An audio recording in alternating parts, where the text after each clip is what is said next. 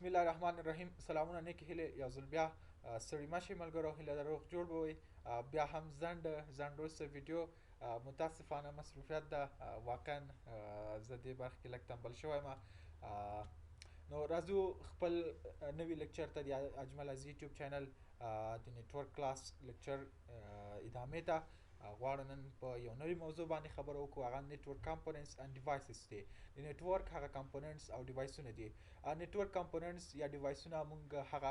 هغه آلات یا هغه کمپوننټس، هغه سامان چې د نیټورک په داخل کې، د نیټورک په فنکشنالټي کې، د نیټورک په پرفارمنس کې، د نیټورک په کنیکټیویټي کې دخیل وي، دې ته موږ نیټورک کمپوننټس وایو. نیټورک کمپوننټس اکثره ډیوایسونه فزیکل برخو ته موږ زیاتره فوکس کوو، په فزیکل شیان اکثره موږ مطرح وي. نو غواړو دې برخه کې مختلف قسمه کمپوننټس ډیوایسونه موږ لرو، هغه باندې بحث وکړو. دلته مونږ مختلف قسمه کمپوننټس راخیستي دي. کانټنټس کې مونږ لاندې هاب، سویچ، برج، راوټرز، ګیټ وی، سرور، کلینټ، نیټورک انټرفیس کارت، ریپیټر، وایرلیس اکسس پوینټ، فایروالز، مختلف قسمه کانټنټس لرو او مختلف قسمه ډیوایسونه لرو چې دلته مونږ ان شاء الله یو په نوبت سره تشریح کوو. مخکې هر څه راځو هاب تشریح کوو. هاب څه شی ده؟ هاب یو سمپل نیټورک ډیوایسز ده چې فقط قیمت یې کم ده، ساده ده، سمپل ده. یعنی په ساده اصطلاح موږ ویلی شو چې هاب فقط ډیټا ان اوټ کوي. یعنی ان انټلیجنټ ډیوایس ده، تصمیم ډیسیژن نشي نیولی، فقط ډیټا ان کیږي یا هغه سیګنال ان کیږي او سیګنال اوټ کیږي. سمال هاب د 5 یا 4 پوټو سره چې اکثره ورک ګروپ هاب ورته ویل کیږي، قیمت یې $50 نه ښکته، یعنی ارزانه دي. with the request کیبل د په وسیله موږ د یو سمال هاب په وسیله کولی شو کوچنی نیټورک رامنځته کړو او نیټورک سره وصل کړو. د هاب په وسیله موږ کولی شو چې یو سنټرل پوینټ رامنځته کړو، خو ان منیجبل سنټرل پوینټ، فقط ډیوایسونه یا کمپیوټر سره کنیکټ کړو او د هغو څخه استفاده وکړو. هاب مونږ کولی شو چې د 4 څخه 5 پورټو څخه زیات هبونه ولرو، 12 پورټه، 40 پورټه هبونه ولرو. هاب نن سبا ډېر کم استعمالیږي. هاب اصلا یو انټرمیډیاري ډیوایس ته په مابین د کوچني لان کې انتخابیږي، کوم کې چې باندویډ ایشو یعنی باندویډ مسله نه مطرح کیږي، ځکه منیجبل برخه نه ده، دا فقط ډیټا ان کیږي اوټ کیږي. ستونزې هم لري. کاسټ لیمیټیشن دا ده چې کاسټ ارزانه ده. او نن سبا نیټورک کې د هاب په ځای سویچ استعمالیږي، سویچ باندې زیات فوکس کیږي او سویچ ته زیات اهمیت ورکول کیږي ځکه چې سویچ منیجبل ده. دا یو 15 پورټه د هاب مثال ده. دې ځینه مونږ کولی شو چې یو پورټ، 2 پورټه، 3 پورټه، 4 پورټه، 15 پورټه دا هم اپ لینک په وسیله مونږ کنیکټ کړو. او دلته دا د دې برق ډي سي ده، کوم ځینې چې دا پاور اخلي. نو دا یو ډول ساده مثال د هاب ده چې د په وسیله یو د مثال څو کمپیوټرونه سره وصل کیږي او خپل مابین کې کنیکټینګ کوي. د خپل فنکشنالټي دا ده چې څو کمپیوټرونه یو وخت کې یو سره یوځای ساتي او دوی تر مابین ډیټا سینډ او ریسیو کیږي او د دې سنټرل پوینټ چې کوم ده یا مرکزي نقطه هاب جوړیږي، هاب لخوا منیج کیږي. بل مهم ډیوایس هغه سویچ ده. سویچ یو ډیوایس ده د کمپیوټر په نیټورک کې چې نور ډیوایسونه خپل مابین کې سره کنیکټ کوي لکه هاب. خو فرق یې څه ده؟ فرق دا ده چې سویچ اصلا څو ډیوایسونه سره کنیکټ کوي، خو سویچ منیجبل ده. هاب چې کوم ده ان منیجبل ده. سویچ انټلیجنټ ده، هاب ان انټلیجنټ ده. سویچ ډیسیژن بیس ده، سویچ په وسیله موږ کولی شو ډیسیژن ونیسو، تصمیم هدف دا ده چې موږ سره لاجیک لري، مایند لري، تصمیم نیونه کې برخه اخلي. دې تصمیم نیسي چې دا ډیټا چاته ولېږم، چاته یې ونه لېږم، یوازې ټولو ته فلوډ نه کوي لکه هاب چې کوم ده ټولو ته فلوډ کوي. دې ترڅنګ مختلف قسمه نیټورک ډیوایسونه سره کنیکټ کوي، د یو سویچ په وسیله سره یوځای کیږي، مختلف ډیټا کیبل سره یو سویچ وصل کیږي. سویچ منیج کوي فلو د ډیټا چې په نیټورک کې کومه ده، یا هغه ډیټا چې سینډ کیږي ریسیو کیږي دا ریسیو کوي. دا چې کوي پاکټ ګوري چې پاکټ زه چاته ولېږم، پاکټ چاته راغلی دا سورس ډیسټینیشن آی پی ادرس کوم دا په کوم د هغې ولیږم د دې ټولو په اساس یعنې تصمیم نیونه په دې معنا منیجنګ په دې معنا چې دې ټولو تصمیم نیسي خو برعکس هاب چې کوم هغه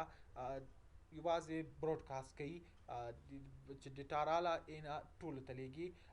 کولیژن رامنځته کیږي ټکر زیاتر وخت رامنځته کیږي زیاتر وخت بانډویډ ضایع کیږي خو په سویچ کې دا شی نه کیږي هر نیټورک ډیوایس چې سویچ ته کنیکټ کیږي هغه باید آیډنټیفای شي نیټورک په وسیله نیټورک اډرس یا آی پی اډرس ولري آی پی اډرس په وسیله سویچ د دې تصمیم نیسي چې ډیټا چاته ولیږي آی پی اډرس مونږ یې په پاکټ په داخل کې وي راتلونکي لیکچرو کې په دې غږیږو آی پی اډرس خپله څه شی ده څه رقم ته ده چې څه رقم ویل کېږي د ټول انشاءالله آی پی اډرس باندې غږیږو نو سویچ چې کوم ده د نیټورک آی پی اډرس په وسیله یو مشخص هاست مشخص کوي او د هغه په وسیله ډایرکټ ډول دی فلو د ډیټا کوي او د افیشینس ډیټا ماکسیمایز کوي ګوري پاکټس خپل ډیفالت سایز ورته مشخص کوي او دې ترڅنګ ډیټا افیشینسي باندې کار کوي یعنی سویچ اصلا یو انټلیجنت ډیوایسز ده switch is more intelligent than an internet hub switch کوم دا زیات انټلیجنت د نسبت هاب ته دغه موږ مخکې ویلې هاب اصلا انټلیجنت ډیوایس ورته ویلی هم نشو انټلیجنت ډیوایس چې کوم ده هغه سویچ ده کوم چې په ساده شکل ریټرانسمیټ کوي پاکټ هر پورټ ته هاف ایکسپټ د پورټ نه د پاکټ رسیو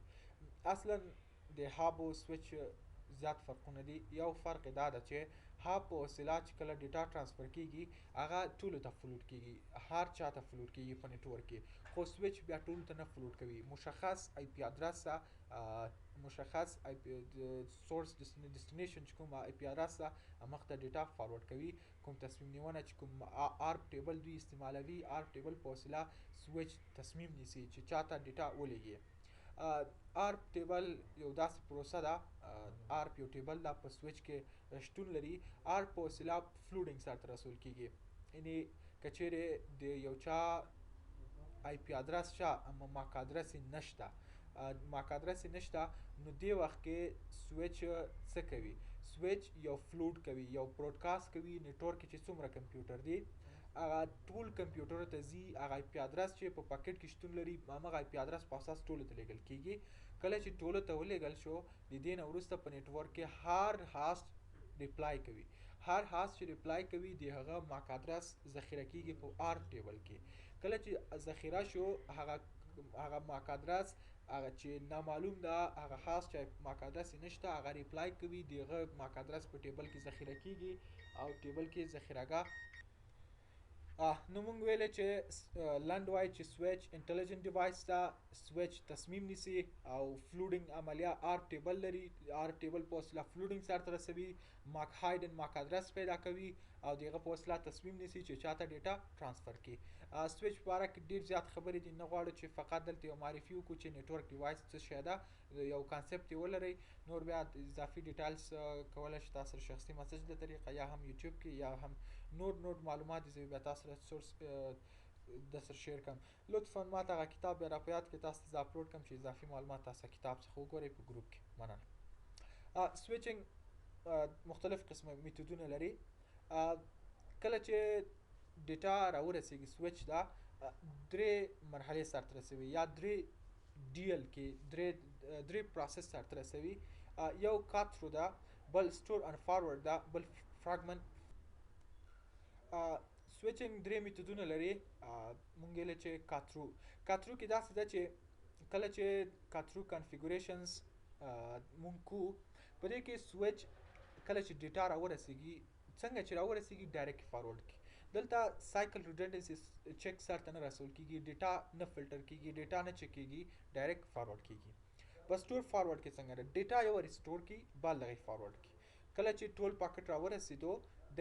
ویټ کی چې ټول انټایر پاکټ راورسید ټول ډیټا ذخیره شوله د دې نه وروسته دی فارورډ عملیه سرته رسوي په فراګمنټ فري کې چک کی د دواړو سپیډ کاترو سټور فارورډ دا دواړه راخلي او دې تر مابین هغه پاکټ هغه برخه ریډ کوي کوم چې فقط د فراګمنټ آیډنټیفای کی په دې معنی چې زه چاته ډیټا ولېږم دا آیډنټیفای کوي نور ډیټا په خپل سپیډ سره لیږي یعنی هم کاترو استعمالي هم سټور فارورډ استعمالي په کارترو کې آیډنټیفیکیشن نه کیږي څنګه چې ډیټا راورسېدله ډایرکټ څنګه چې ریسیو شه ډایرکټ فارورډ کوي خو په سټور فارورډ کې ډیټا ذخیره کیږي بالغه فارورډ کیږي خو په فراګمنټ فري کې چې کوم دا ډیټا هم څنګه راورسول شي آیډنټیفای شي او دغه نه وروسته بیا د کارترو په سپیډ سره فارورډ کیږي دا د سویچ مثال لري دا سویچ ده مختلف قسمه پورټه سویچ لرو چې ایترنت پورټونه هم لري او فاست ایترنت هم لري ګیګ ایترنت پورټونه هم لري تاسو مختلف قسمه سویچونه لرو مختلف قسمه ورژن لرو تاسو بیا کولی شئ آنلاین ډیموګانې وګورئ بل راځو برج څه ده برج هم یو نتورک ډیوایسز ده چې پخوا ډېر زیات استعمالېدو په نتورک کې د هاب نه هوښیارتر ده د سویچ نه یعنی د هوښیار په اساس موخې د سویچ نه ضعیف ده اصلا د برج کانسپټ داسې ده چې نتورک ډیوایډ کوي په سب نټسو د دې لپاره چې ټرافیک په لوی نتورک کې د سکیورټي دلایلو په خاطر دوی دا سره تقسیم کړي خو نن سبا دا کانسپټ اصلا په سویچ کې د ولان په وسیله تطبیق کیږي یا ورچوال لان په وسیله تطبیق کیږي خو برج چې کوم دا د اصلا د سویچ فنکشنالټي سره رسوي د کنیکټیویټي سره رسوي او سویچ چې دا په لارج سطحه ده سویچ زیات فوکس کولی شي سویچ زیات انټلیجنت ده نسبت برج ته او برج هم لیمیټیشن لري بعضې خو پخوا ډېر زیات استعمالېدلو قیمت هم لوړ و تصمیم نیونه کې هم ضعیف و نن سبا د دې ریپلیس سویچ ده او سویچ دې په ځای استعمالیږي او د یوسای ماډل له نظره برجینګ چې کوم دا په ډیټا لینک لایر کې استعمالیږي ډیټا لینک لایر کې